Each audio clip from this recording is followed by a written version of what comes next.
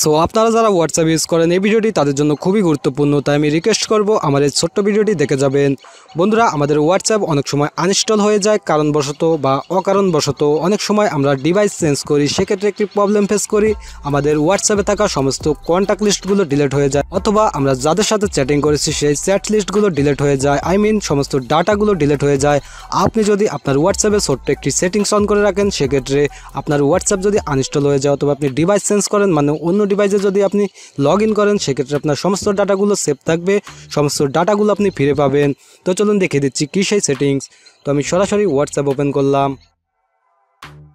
তো WhatsApp open করার পরে আপনি উপরে দেখতে পাচ্ছেন 3 ডট লাইন, এই 3 ডট লাইনে ক্লিক করবেন।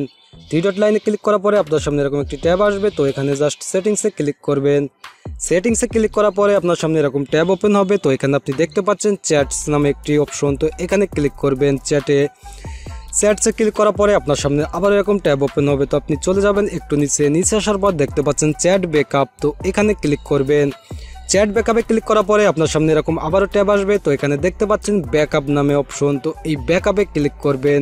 তো আপনি যদি এই ব্যাকআপে ক্লিক করে রাখেন, সেক্ষেত্রে আপনার সমস্ত ডাটাগুলো ব্যাকআপ হয়ে থাকবে। মানে আপনার হোয়াটসঅ্যাপটি যদি আপনি আনইনস্টল করে ফেলেন অথবা ডিলিট করে ফেলেন কারণবশত অকারণবশত, বা আপনি যদি ডিভাইস চেঞ্জ করেন, সেক্ষেত্রে আপনি যখনই আপনি লগ ইন করবেন আপনার এই হোয়াটসঅ্যাপে থাকা সমস্ত অ্যাকাউন্ট এবং চ্যাট লিস্ট সহ ওপেন হবে।